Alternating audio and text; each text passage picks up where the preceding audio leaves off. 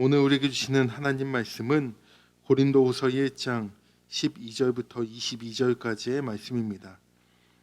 우리가 세상에서 특별히 너희에 대하여 하나님의 거룩함과 진실함으로 행하되 육체의 지혜로 하지 아니하고 하나님의 은혜로 행함은 우리 양심이 증언하는 바니 이것이 우리의 자랑이라. 오직 너희가 읽고 아는 것 외에 우리가 다른 것을 쓰지 아니하노니 너희가 완전히 알기를 내가 바라는 것은 너희가 우리를 부분적으로 알았으나 우리 주 예수의 날에는 너희가 우리의 자랑이 되고 우리가 너희의 자랑이 되는 그것이라. 내가 이 확신을 가지고 너희로 두 번 은혜를 얻게 하기 위하여 먼저 너희에게 이르렀다가 너희를 지나 마게도냐로 갔다가 다시 마게도냐에서 너희에게 가서 너희의 도움으로 유대로 가기를 계획하였으니 이렇게 계획할 때에 어찌 경솔히 하였으리요. 혹 계획하기를 육체를 따라 계획하여 예 하면서 아니라 하는 일이 내게 있겠느냐. 하나님은 미쁘시니라. 우리가 너희에게 한 말은 예하고 아니라 함이 없노라. 우리 곧 나와 실로아노와 디모데로 말미암아 너희 가운데 전파된 하나님의 아들 예수 그리스도는 예하고 아니라 함이 되지 아니하셨으니 그에게는 예만 되었느니라. 하나님의 약속은 얼마든지 그리스도 안에서 예가 되니 그런즉 그로 말미암아 우리가 아멘하여 하나님께 영광을 돌리게 되느니라. 우리를 너희와 함께 그리스도 안에서 굳건하게 하시고 우리에게 기름을 부으신 이는 하나님이시니 그가 또한 우리에게 인치시고 보증으로 우리 마음에 성령을 주셨느니라. 아멘.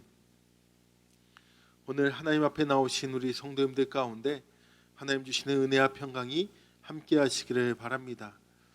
고린도후서 1장의 내용은 처음에 이 사도 바울이 고린도 교회를 방문하려고 했지만 계획상 그러지 못함으로 인하여서 생기는 오해를 풀어주는 부분으로 시작하고 있습니다. 고린도 교회 사람들은 바울이 이렇게 자신의 방문 계획을 변경한 것에 대하여 경솔하다라고 여겼고 더 나아가 그의 사도성까지 의심할 지경에 이르렀습니다. 그들은 바울의 행동을 너무도 악의적으로 해석함으로써 바울과 고린도 교회 성도들 사이를 갈라놓고 신뢰를 깨트리게 되었습니다. 우리도 이 세상 살다 보면 많은 사람들로부터 오해를 당할 때도 있지 않겠습니까? 오늘 말씀을 통해 우리는 이러한 때에 어떻게 이 일을 해결해야 될지를 깨닫기를 원합니다. 일반적으로 사람들 사이에 생기는 오해는 상대방의 상황에 대해 우리가 정확히 제대로 알지 못하고 함부로 판단하는 데서 시작됩니다. 고린도 교회 성도들이 바울을 오해했던 것도 이와 같았습니다. 오늘 말씀에 보면 바울이 처음에 계획했던 것은 마게도니아를 방문하면서 고린도 교회를 두 번 방문해서 그들에게 더 많은 유익을 주고자 했었습니다. 계획을 변경할 때는 그는 경솔하게 행동하지 않았고 인간적인 욕심으로 쉽게 예 혹은 아니요라고 말하지 않았습니다. 사실 사도 바울은 시간차를 두고 고린도 교회 문제를 제대로 해결하려고 했고 또한 사도 바울이 에베소에서 생각지 않게 죽을 뻔한 위기를 겪었기 때문에 그는 어쩔 수 없이 계획을 변경할 수밖에 없었습니다. 그러나 고린도 교회 성도들은 이 바울이 이 계획을 변경한 동기를 제대로 알아보려고 하지도 않고 대적들의 비난을 듣고 바울을 오해했습니다. 그들은 바울이 경솔하고 이기적이고 인간적인 동기로 계획을 변경했다라고 생각했습니다. 바울은 이러한 고린도 성도들을 품고 그 오해를 풀어주기 위해 자신이 어떻게 계획을 변경하게 되었는지를 진심을 다해서 설명하는 것이 오늘 우리가 읽은 본문입니다. 사실 사도 바울은 이 고린도 교회와 그 성도들을 사랑하고 제대로 섬기기 위해 지도자로서 수고를 아끼지 않은 사람입니다. 고린도 교회의 성도들이 이렇게 자신을 오해한 것에 대해서 감정적으로 굉장히 상할 수도 있는 형편 아니겠습니까? 그러나 바울은 이 문제를 그들처럼 감정적으로 대하지 않았습니다. 그는 교인들의 입장에 서서 그들이 자신을 납득할 수 있기를 기대하며 온유한 태도로 자기의 형편을 일일이 해명했습니다. 오해를 풀기 위해 자신의 상황을, 동기를 구구절절하게 해명해야 되는 것, 이것은 구차해 보일 수도 있고 치사해 보일 수도 있고 하기 싫은 일 아니겠습니까? 왜 나를 오해하느냐라며 더 나아가 상대를 비난할 수도 있습니다. 하지만 사도 바울은 이 원망과 분노라는 감정은 다 내려놓고 온유하고 겸손하게 자신의 상황과 형편을 설명했던 것입니다. 그것은 바로 고린도 교회 성도들을 진심으로 사랑했기 때문입니다.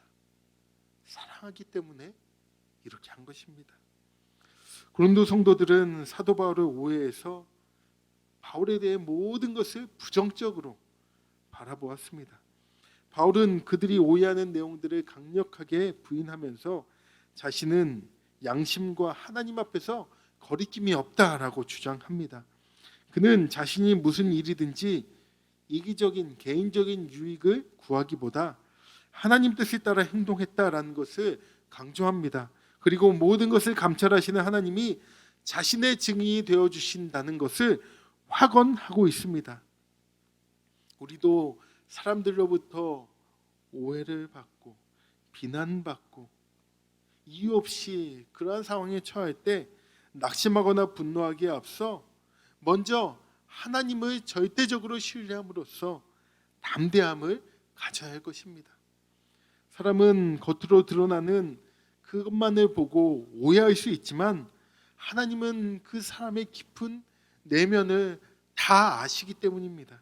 그러므로 우리는 이러한 상황 가운데서 먼저 하나님을 바라봐야 됩니다. 하나님이 우리가 받는 온갖 오해와 비난을 거둬 주실 것입니다. 우리가 잘 아는 다윗 역시 사람들로부터 많은 비난을 경험했습니다. 그는 사람들에게 비난받고 손가락질 당할 때마다 하나님이 자신의 수치와 부끄러움을 알고 계신다라고 고백했습니다. 그리고 대적들에게서 자기를 지켜달라고 하나님 앞에서 기도했습니다.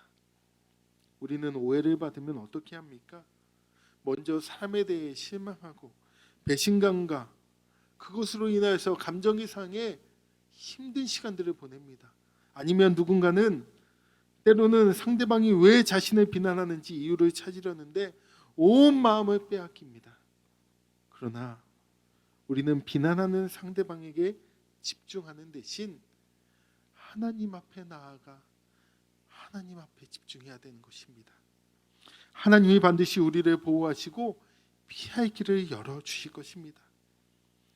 우리도 인생 살다 보면 뜻하지 않게 사람들에게 오해와 비난받을 수 있습니다.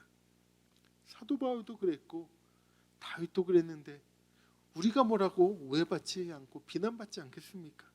그럴 때 억울한 마음에 분노와 험한 말을 쏟아놓거나 혹은 내 편을 들어 상대방을 함께 비난할 사람을 찾아다니는 것이 아니라 겸손히 십자가 밑으로 하나님 앞으로 골방으로 들어가 오직 하나님을 의지하는 것이 바른 선택이 될 것입니다.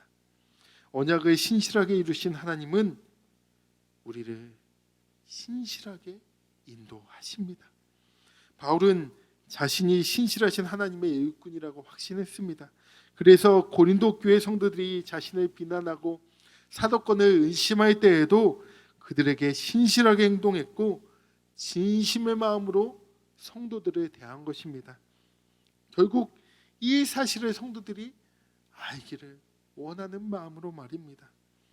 때로 예기치 못한 상황으로 세워놓은 계획이 틀어질 때도 있고 합의된 약속이 깨어지더라도 우리는 상대방을 오해하거나 비판하기 전에 먼저 그것을 알기 위해 노력해야 될 것입니다. 아울러 내가 그러한 상황 가운데 놓이게 된다 할지라도 사랑의 마음으로 설명하고 이해시키고 하나님 앞에 무릎으로 나아가 모든 상황과 환경을 주께 맡겨드리며 하나님께서 신실하게 일하실 것을 믿고 견뎌내시기를 또한 주님의 이름으로 부탁드리겠습니다. 이 시간 함께 기도하겠습니다.